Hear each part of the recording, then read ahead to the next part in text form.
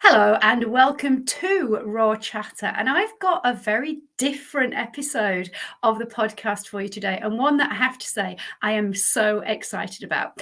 I have got Sasi Krishnan back with me for a second helping of Raw Chatter. Now, Sasi, if you remember, talk to us about her journey into food and how she really set up a business based upon her love of all things food and nourishment. And today, she's going to help us to understand the philosophy of Indian food and eating. I'm so looking forward to this, Sasi. She's in her kitchen, for those of you who are listening and not watching, and she has got a whole array of spices and all kinds of goodie ingredients. So if you aren't watching but you want to watch, you can jump over onto YouTube and catch it on there as well. So, Sasi, I'm so delighted to have you on for a second helping. Over to you. Tell us what you're going to share with us. Thank you so much, Vicky. It's absolute pleasure. And second helping and serving sounds fantastic, in line with what I do. I like more servings and helpings. Love it. For people who don't know me, who haven't seen the previous episode, my name is Sasi Krishnan, and I teach you how to cook delicious, tasty, authentic Indian food from the comfort of your own kitchen.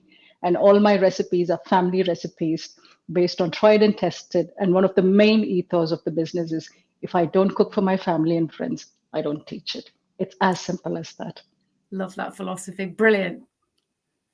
And do you want me to jump straight onto it, Vicky? Yeah, let's go for it. Yes, because your knowledge of food and spices and how they work with the body and the meaning behind them is just fascinating. And that's what I would think people are interested to know about, because it's not just a case of just throwing some stuff together, is it? It's so much more than that. You're absolutely right. And that's one of the key things that I mentioned in the classes or the courses that I teach is, you can chuck everything in and cook. Fantastic. It might still be edible, but there is a science to it. There's a process to it, why you cook a certain dish a certain way and why it takes certain longer, because whatever we put into our system also affects the way that it reacts in our body, the energies. And I call cooking is just not about just putting things together to make a dish, but it's also how you cook. What's your energy like? Right. How are you feeling? And I know a lot of people might look at it in a very bizarre way, thinking, why are we talking about energies and food? But it is true. It is very similar, like how the mindset works, what you say about yourself to yourself plays in your mind. The energy we put into the food also plays into our well-being, because it's not only us eating. When we as carers and nurturers or chefs cook and feed, we are feeding that energy of how or what we're putting into the food. It, for me, the energy you put into while cooking is just as important as the outcome of the dish. I love that. And we hear about people cooking from the heart or cooking with love, don't we?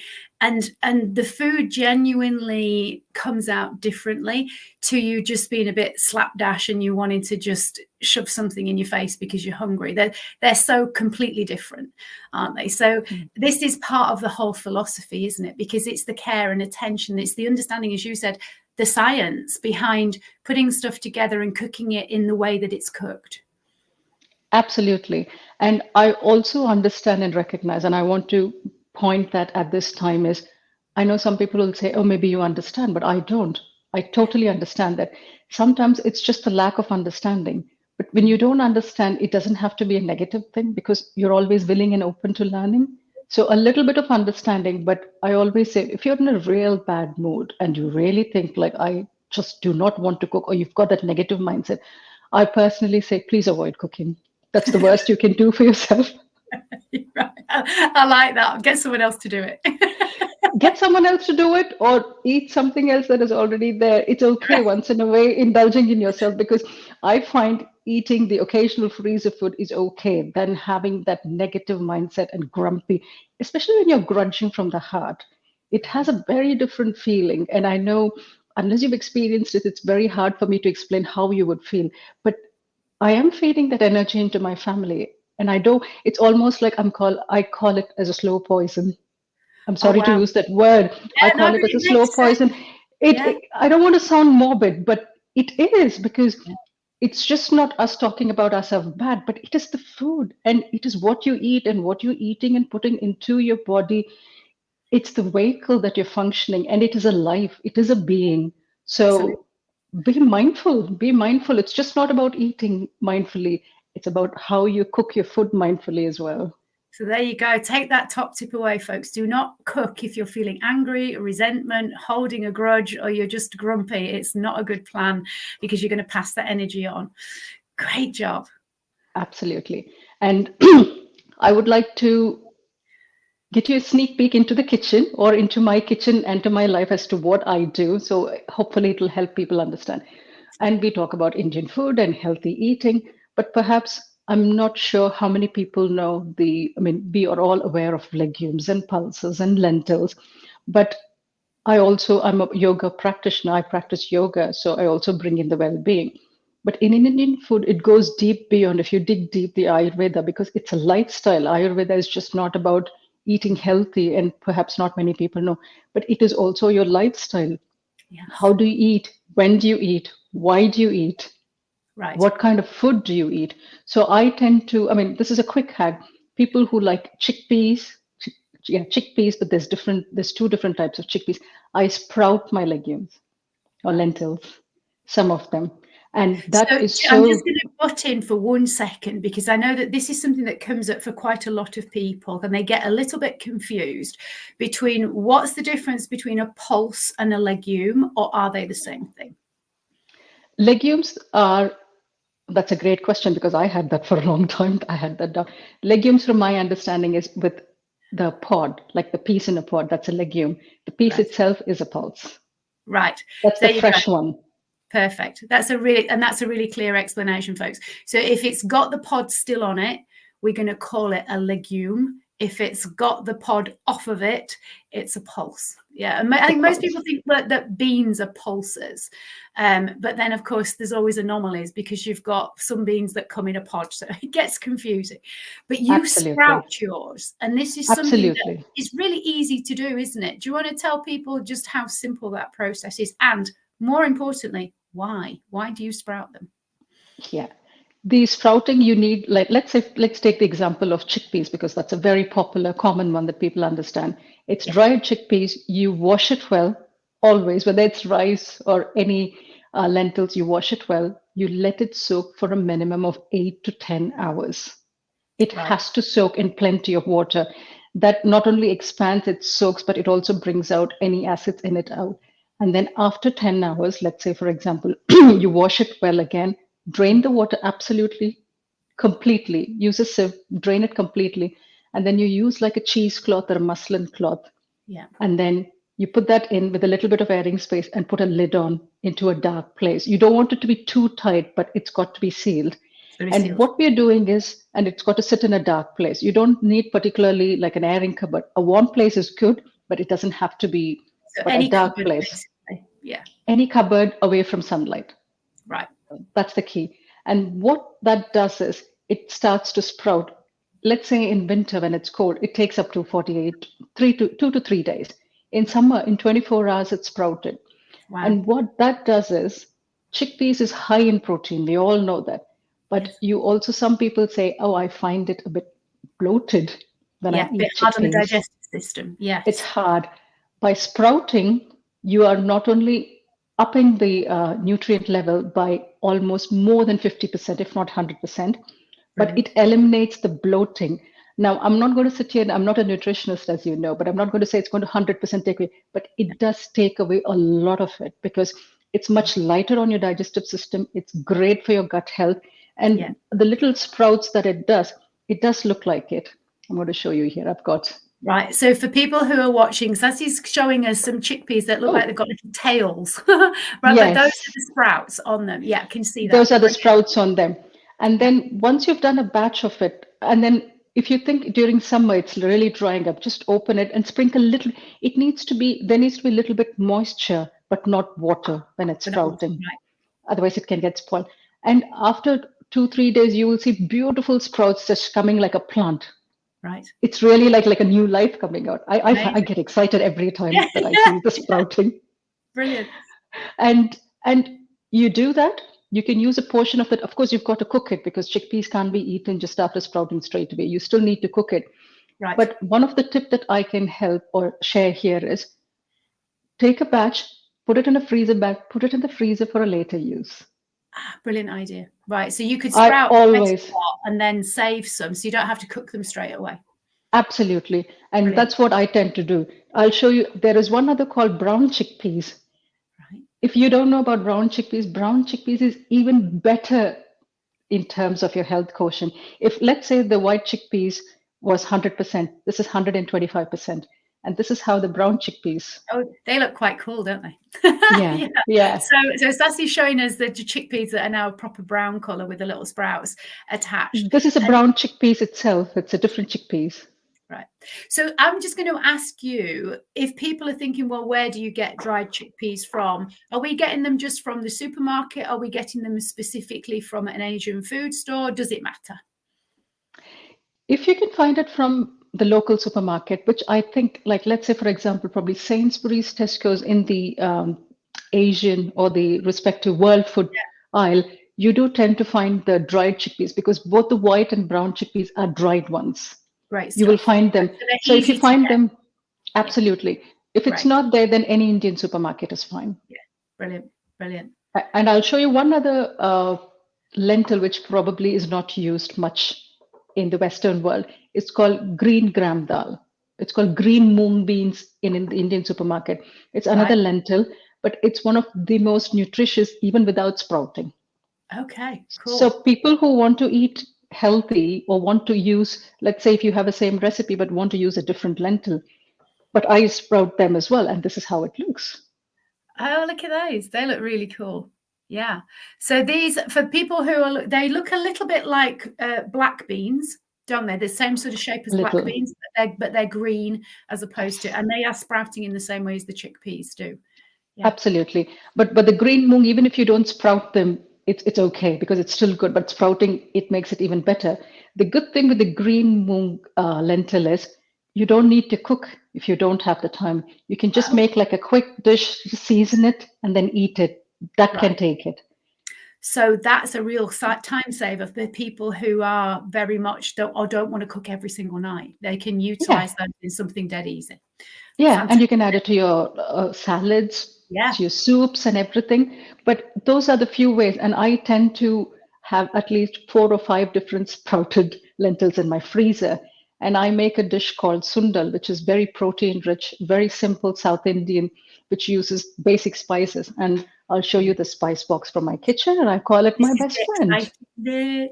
Oh, wow. That's fantastic. So Sasi is showing us the most beautiful colored array of spices in little round pots, all put together in a beautiful circular tray to display. Fantastic. Do you want to talk us through then what you've got there? Yeah. Sure. Okay. I'm just going to tip the screen a little better. So, right. Okay. Now I'll start from here. This is mustard seeds. Mustard seeds. Yeah. The mustard seeds. Those are the ones that pop when you fry them. Yes, absolutely. And it has to pop. And then you've got the cumin seeds, which is a no-brainer. Many people know. Beautiful smell. Yeah. Yeah. And that's the coriander powder. Great stuff. Yeah. That's the red chili powder. Now, this is Kashmiri chili powder. Now, you can use normal chili powder, but Kashmiri red chili powder is vibrant in color, very mild on spice level. So people who think that all chili powder is spicy, it isn't. It isn't, right? They are different. Yeah. They are different. So Kashmiri chili powder is the best one to buy if you want to. Now, I've got 2 different lentils here. I'm going to show you. This is called urad dal, white urad dal. I use this for seasoning my lentils and things, and this is called gram dal. This is again used for seasoning, but this is yellow gram dal, and this is my red chilies here, dry red chili. I've got 2 different.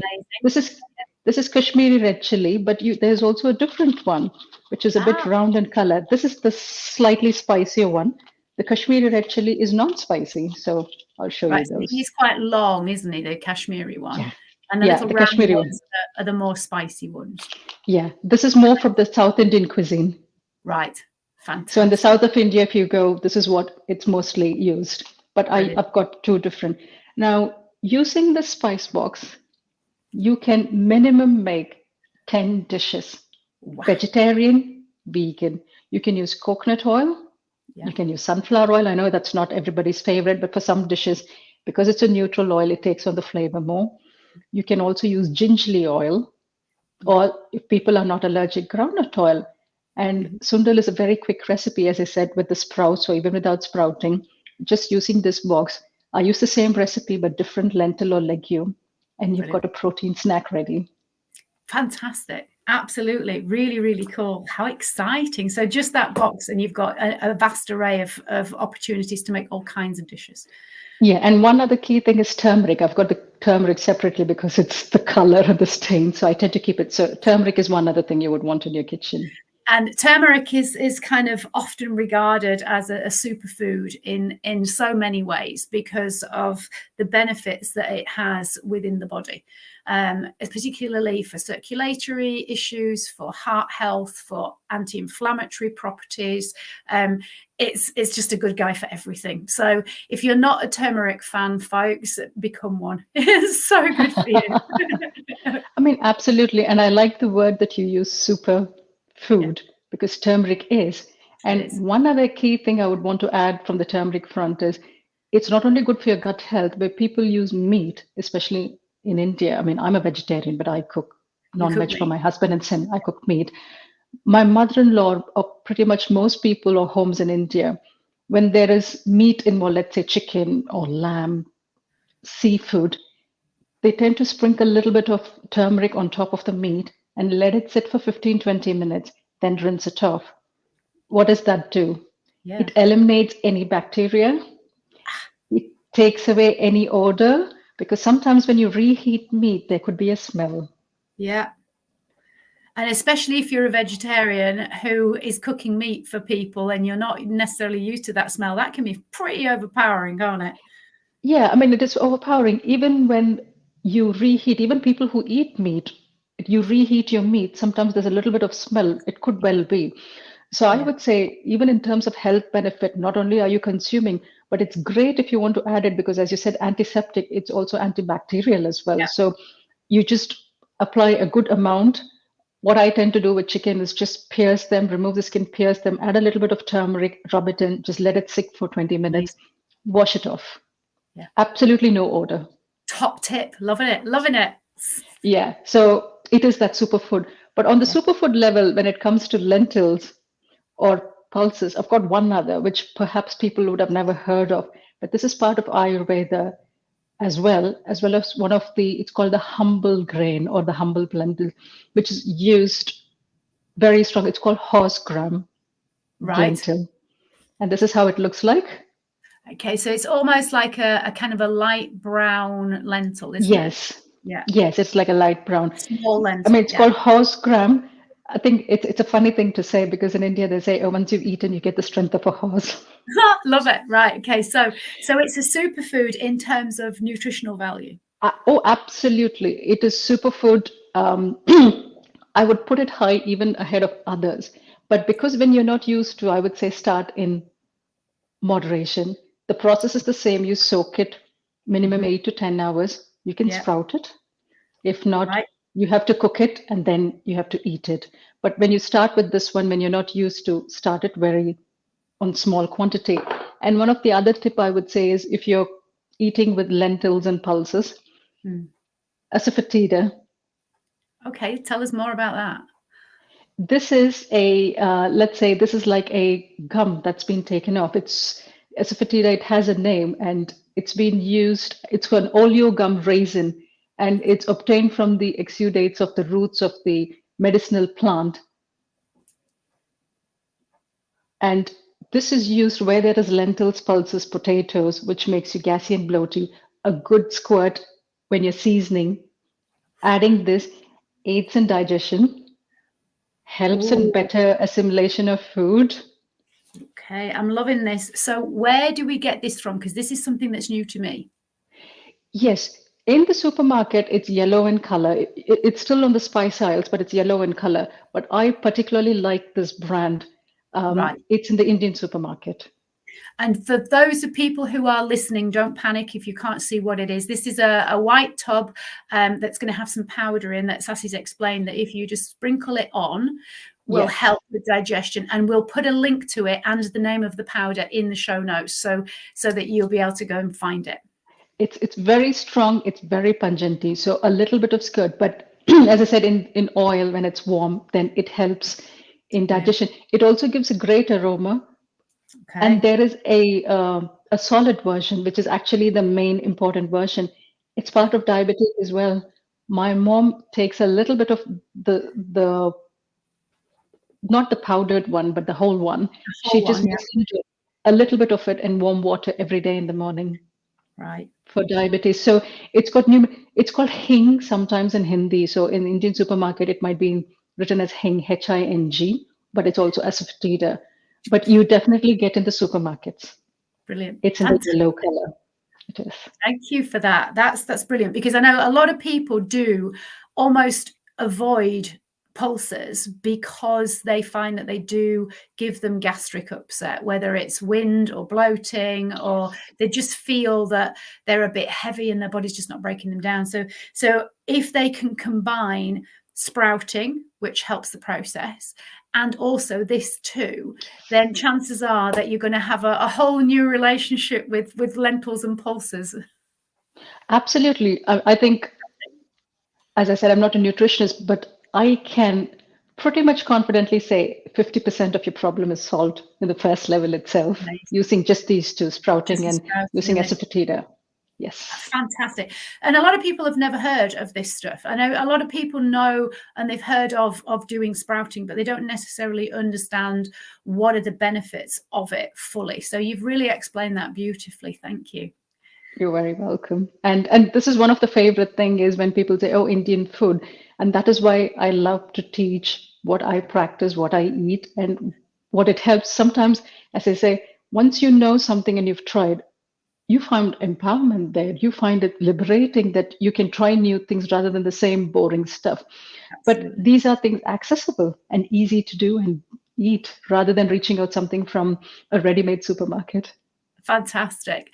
And what I wanted to ask you about as well is the actual utensils and the way that you cook certain dishes, because there are certain ways of cooking certain dishes that are regional, but also just have a specific meaning. Is that correct? The pot that you use and that sort of things? Yes, you're right. In the south of India, traditionally, the earthenware was used. Right. It takes a little longer, but it heats. It's so good for health. I still use them when I'm making like a fish curry or something tamarind based because the flavors are so nice. So I use the earthenware, but I also use iron kadai. When I say kadai, it's a pan, it's a deep pan, because when you cook in cast iron pan or iron ware, it's good for our gut health as well. It's good for the absorption. Right. Rather than, I mean, I'm not going to say no to, let's say, the ones that I normally teach with Teflon coating. Right. Well, ideally, we want people to start steering away from non-stick stuff because the research is getting more and more out there that it is really not cool in terms of how our body is reacting to the stuff that unfortunately does come off the Teflon when we're cooking. And so going back to proper cookware like cast iron pot, and you've got to be a little bit stronger to be able to lift a cast iron pan, but hey, good, you need to work your muscles, so two things in one. It's just better for you. And if you can invest, and the beauty is, isn't it, Sasi, but these things might be more expensive initially, but they last so much longer, because how many people have thrown away and had to get rid of non-stick pans because they've lost their coating or they're just not doing what they're meant to. But with a cast iron pan, tell me if this is not true, that the older it is, the more it gets used, the better it is. Is that right? I would like to say yes to it, because I mean, as you know, you're a health coach. The iron absorption, the deficiency that we carry, especially women, cooking in cooking in the iron, Yeah. It helps in better absorption and assimilation of the food that we eat. So it's a no-brainer. I would Yeah. definitely say, or use a steel pan, but the bottom or the base has to be thicker so the food doesn't burn. Yeah. Yeah. It's all about getting used to. It's like doing something new and your muscle, it's like it's hurting, but then you're training your muscle. That's the way I see it. Anything new takes a little time, but once you've got the idea, then it stays with you. Fantastic. So I tend to alternate between cast iron, uh, um, the earthenware, and Yeah. occasionally use the non-stick as well, because I know when I'm teaching online, it's easier for me to show. Yes, of course. So I use that as well. And yeah, makes complete sense. And I think the other myth that I think a lot of people have is that it's time consuming. And that's not the case, is it? Cooking from scratch. A lot of people don't cook from scratch with this crazy idea that it's faster to get a takeaway. And that is just not true, is it? I mean, some of these dishes, if you've got your spices ready and you've got your meat's been marinated, if you're utilizing meat, or you've sprouted your lentils or your pulses, I mean, how long does it take realistically to be able to cook a tasty meal from scratch? now, when I'm going to say tasty meal, as in, let's say you're making a curry, that's a quick way to say it, with the sprouted one, including the cooking time, in half an hour, everything is done. You could have a flatbread or a rice and a curry. Yeah. But if you're Fantastic. just making a snack, let's say, for example, you just need to boil your lentil, which is where it takes a little time. But once that is done, the seasoning and tempering is only 5 to 10 minutes. Right. So literally, you can have something that is wholesome, made from whole ingredients with no additives, no preservatives, no nothing in there, that is very, very fast. Yeah. So and I also use, yeah, sorry, sorry. I was going to say, so tell us about, because you mentioned there, if you're going to have like a flatbread or a rice with it, do you always serve something like that with each meal, or does it depend on what actually is the main event? Traditionally, it's one of the things that people go high in carb. Rice or flatbread, definitely one of it is there most of the time, unless it is a salad. Right. So when I make salad, it's always a warm salad. Cold, unfortunately, doesn't go in the household. So I tend to stir fry a little bit of the vegetables, but I make a portion of the sprouted lentils. And then for me, let's say, for example, that's my protein, but there could be a boiled egg with it. There's a fish or a grilled chicken, anything that goes with it. Nice. But, or sometimes that's just my snack. I just make it, keep it, and then I just use it as a snack because it keeps your hunger pangs, but at the same time, it's so good for you as well. Yeah. So I do it all the time. But rice or flatbread is there in most of the meal. Of course, everything in moderation and and things. But yeah, it's a staple. Right. And help people, because it's very easy for me to assume, I'm quite old, right, that people understand where traditions and stuff come from. But younger people listening may not understand that the reason why the majority of these meals had something like a rice or a flatbread is because we weren't using utensils to eat with, were we? We were eating directly from a bowl and we used our hands. And so it's much easier to be able to pick up the pulses and the lentils and the kind of the main protein with something that can hold it. And so this is the main reason, isn't it, that to begin with. Plus, obviously, it adds in a different texture and it makes it a little bit more interesting to eat. But helping people to understand that is the reason why, because some people don't necessarily know that's why these things are served at the same time. You also do some incredible, as you've said, warm salads and kind of little side dishes that enhance so much. And I get quite excited about the little side dishes that come, especially when you go to a decent Indian restaurant and they bring it to the table, and it's all of the little extras, isn't it? I think that help, but there's certain things that go better with certain dishes. So help people to understand, because I smile and I see people in the restaurant and they're just putting a bit of everything on everything because they don't know what goes with what. Does it help people to understand what accompaniments work best, say, with lamb dishes or with fish dishes or with pulse-based dishes? I mean, when it comes to salad, I would just generally say the rule of, not the rule of thumb, but to be safe, because it can get complicated, is what I was Yeah. trying to say. Salt and pepper, Yeah. and then a little, when you're stir frying your vegetables, what I tend to do is I sometimes add a little bit of gingerly oil, sometimes olive oil, or sometimes very subtle sesame oil. It's just Nice. sometimes even garam masala, a pinch Right. of it. It's just the flavors. Yeah. And I always say, you can keep the same vegetables, keep the same thing if you want to call it boring or if you haven't got time. Yeah. Just change your spices. It becomes a new dish. Love it. It's a Yeah. new salad. You're right. And sometimes when people say, oh, I don't know what to put, I said, you don't need to. All I'm saying is you can use the same vegetables if you don't want to be experimental. Yeah. Just alternate your flavors, alternate your spices. They make it a new dish. Amazing. And your palate and brain goes, that's new. That's And you'll different. be, sometimes you surprise yourself as to how delicious it can be. And that is why even in the cooking sessions, I tell people and give this little tip saying, it's not as complicated as you think, but Yeah. perhaps it's the lack of understanding or the knowledge. But hopefully, these little information will help people to try more and be willing to try more. And Yeah. that's what I say. The simplest way I can explain is you can add any vegetables, alternate. One day, add a little bit of turmeric and a chili powder. Next time, don't add chili powder, add chili flakes, add pepper, little bit Love of it. garam masala, little bit of coriander powder, little bit of cumin, a little bit of fennel seeds, let's say. They all bring in different flavors. Of course, you're not going to add all those together, then it'll become a curry. Right. Yeah. And that nice segue there, my love.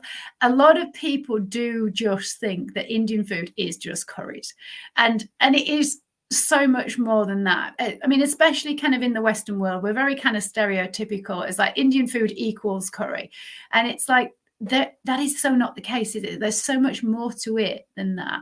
Do you want to go a little bit more into kind of the types of different meals and also regional dishes? Yes. I mean, as I said, I'm a vegetarian. Even just using, we call puriyal. The word puriyal means it's like a side dish, it's an accompaniment. Yeah. So growing up, there is a puriyal or a veg accompaniment every day that can be different. Now, the basis of it is the same or similar with very subtle nuances, but it's a different vegetable. Right. All you need is a little bit of oil, mustard seeds, cumin seeds, a little bit of lentil if you like for the crunch of it, Yeah. a little bit of onion. If you don't want onion, absolutely fine. You finely chop your vegetables, you add, and you just steam cook it in low heat, add a little bit of salt and coconut on top for garnishing. Nice. That is a puriyal. That's an accompaniment. Sounds Now delicious. the main can be, let's say, sambar. It's like a lentil stew, but that we add with a rice, plain white rice. One of the key thing is ghee. Yeah.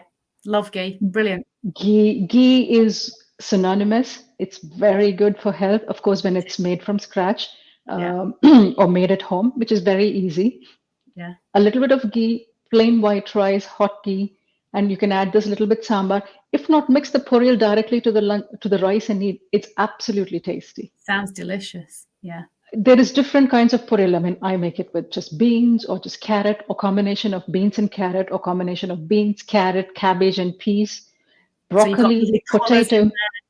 Yeah. Yes, a little bit of turmeric because turmeric helps in gut health. It also helps in the flavor. Yeah. Where you use potato, I use a little bit of hing, asafoetida that we use. So it's those similar things. But sambar is a lentil stew, Right. but that's made with lentils. That's made with different vegetables again. I've got a vegetable here. That's moringa. I don't know if people have seen or know. Well, I've heard of moringa, but I wouldn't know what to do with it. Do you want to just show it for those who are watching Sure. on the screen? I mean, it's a vegetable. It's called drumstick in India because it does look like a It looks like drumstick. a drumstick. Okay, cool. But I've cut that and put them in the freezer to use it. But this is what it is. Right. Okay. So it's like a big stick. Like a big I've stick. just like a stick. It's this big. Amazing. So I've just cut them into these pieces and then put them in the freezer to use it. So this is very rich in iron. I mean, from the tree, this is the vegetable But the moringa leaves, you get moringa leaves powder today for gut health. But if Yes. you can find fresh moringa leaves, you can make Right. lentil and moringa leaves like a curry. You can Brilliant. make a poriyal. Those are actually traditional, authentic Ayurveda. You name it, they have been there for years. But Amazing. it takes a little time to cook because you've got to take the leaves out, take the stem out. Right. And part of the reason what I see today is even people who are used to that, oh, because it's a lot of work, I don't want to do. I said, yes, but then if you want good food, you've got to do it. It's So worth it's it. different vegetables like this that I use. Then I use spinach in my sambar. Again, as I say, you can have a template. Use different vegetables. Use greens, kale. There's Right. so much. And I make something called as rasam. That's like a proper soup. I call that as an immune boosting Nice. soup. It's called, because in India, in South Indian homes, it's the food is incomplete without rasam, and the role of rasam predominantly is to help in digestion. If you've had a heavy meal, Yeah. that helps you in digestion. It's great when you're not feeling well. It's great when you've got cold and cough.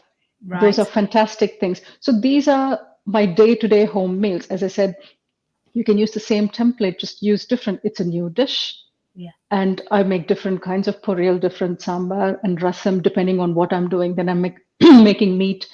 It can be a curry, but biryani is one other thing. I'm not going to sit here and say biryani is healthy or not. Well, at the end of the day, it's something different again, isn't it? It's utilizing Yes. the ingredients in a different way to produce a different dish. And for a lot of people, I think they kind of know certain Indian style dishes, and I think most people have heard of a biryani. But I think the most important thing that you're explaining is you don't have to follow a set way of doing it. You can be creative and allow yourself to play around with, as you said, the main kind of foundational ingredients, but play with the spices and play with the flavors and combine different things together. So it's never going to have to be the same or done a right or specific way. Part of the answer is yes. But if you want a traditional dish, let's say, for example, what I'm teaching, the dish where I come from, then that's what I have grown up with. That's what Yeah, I have learned. Now, today there is a debate going on what is traditional, what is authentic, because everybody claims authenticity. And I go, you're absolutely right. But because even when you go to India, each household have their own variation. Now, which one, I can't sit here and validate saying what is right or wrong. This is yeah, what I have learned. This is what I've seen. So what yeah. I tend to tell people is this is my authentic food and what I'm teaching you. But what I'm also teaching you is to adapt it in a way what suits you. Let's say, for Love it. example, and a classic case is biryani. I've Yeah, give them the recipe of how to use, why you use spices, why you use ginger garlic paste, how long to cook it for, and why you're doing it. Now, brilliant. once they finish the session, they have a choice of going, I want to reduce this, I want to up a little bit, I want to adapt the flavors, I want to alternate it. That's completely up to you. Nobody's saying, oh, you can't eat like that. No, the whole idea is to give you an understanding, a sneak peek of what I cook that I'm teaching you, but in Yeah. that journey, help you understand so you can cook with confidence and you can make it, you can alternate anything basically. And that's the whole idea of cooking. And it's no more rigid. Food is never like it has to be done a certain way. As far as it's done the right way, you can play with it. And I think that's a lovely way that you've described it there, because there are certain foundations that people do need to know, like the order of putting the spices in so that you get the most from the flavors, and then how long you've meant to cook them for, so that, yeah, because it's not the same, is it, for each spice? We spoke earlier about the mustard seeds and how they must pop, which means for them to be able to pop, you've got to have enough heat coming through your pan. So it's those kinds of things, isn't it, that you're going to teach people. But then if you put certain spices into a pan that's crazy hot, you're going to burn the spice and you're not going to be able to actually get the flavor out. So this is the science bit, and this is where your knowledge and understanding of how to actually put these ingredients together in a way that brings out the flavors is the most important part. And then, as you say, once people know that stuff, then they can become more confident in kind of having a bit of a go at doing it slightly differently. Fantastic. Absolutely. I think you just said that. And one of my favorite saying that I tell people, even when I teach it's my personal favorite and I follow it. And I always say is it's a famous saying by Thomas Keller, a recipe has no soul. You, the cook, have to bring soul to that recipe. And that's exactly what cooking is all about. Yeah, It's bringing absolutely. soul to the food. And you shared with us on our last adventure together, right? On session 1, you shared that you had an experience with your husband in the kitchen where he left a dish, because at that time you were not used to cooking meat dishes. You left that to him because you're a vegetarian, and you kind of just had to step in because he had to disappear, and if you didn't step in, the food would have ruined. And somehow intuitively you managed to prepare this amazing dish that he was just like, wow, this is incredible. And what I want to the reason I'm sharing that is because it's a prime example of you just coming from a place of love and understanding the ingredients and the food and just kind of going with your intuition and the feeling. But however it turned out, you know that what you put into it was absolutely everything.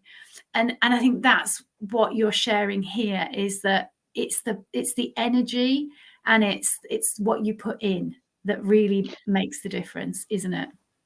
Absolutely. And I think you touched on a very beautiful point. I'm just going to slightly elaborate, not too much. Yeah, Is do. sometimes that is a very classic example of what many people's mindset is at the moment. I was like that. I didn't know much and I was probably scared. Yeah. If I look back, that was one of the life changing time or events. It's like a light bulb moment, Yeah. which actually gave me the courage after that, saying, it's not as bad as I thought cooking meat. And I became more daring to try. And the journey went on to the next level. And that's a very classic example of my own life, saying it's the fear or the thought of saying, oh, I'm not sure. And maybe somebody said something to you, oh, be careful, do this. I would say it's okay if you make a mistake. It happens. It still Right. happens to me. But sometimes just be willing to just give it a try. Of course, with a little understanding. At that time, I knew I was cooking vegetarian, so I used the same logic to it. Right. And the dish came out beautifully. It was a prawn curry. I had never cooked prawn until then. Amazing. And my husband loved it so much. And he said, you know what you're doing. Over to you, Sashi. The mantle has been mine ever since. But I mean, I love that story because that was a pivotal moment in your confidence, but also your self-belief. And as you say, it gave you that push, that courage to just go, my brain was telling me this was really difficult. And the reality is it's not. And I love that that's what you bring, isn't it? Because so many people will come onto your courses, watching you online or actually in person at the cookery school, and be really terrified. Oh, I don't know what I'm doing with this and I'm going to get it wrong. And I think the way that you've just explained there is there are certain kind of rules of cooking and understanding the ingredients and how to cook them that you do need to know. But then it's about what you bring as the person. And I think that is something that people, I would suggest that people experience for themselves, because the journey with you to learn this stuff is such a delight. And if people haven't checked out Sasi's website, please do, because even the business name is powerful. Yeah, it's Sasi Samal, and Samal means to cook. Yes. And it's all about you cooking from the heart and with love. And it's about nourishment that you've just shared with everybody.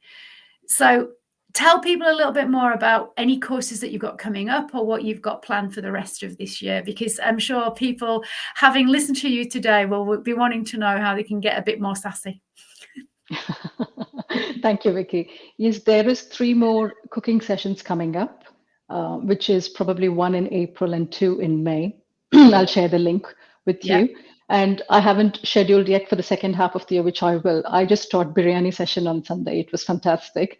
So Brilliant. even people can be part of the scheduled session, but I also do corporate sessions or bespoke sessions, one-to-one, or even if people just want to talk to me and find out exactly what it is that I do, if it's going to help them or not, I'm more than happy to have a chat. It doesn't have to, there's no obligation about cooking with me or not cooking with me. Even if people want to just find out about if there's any little way that I can help them, I'm more than happy to do that for them.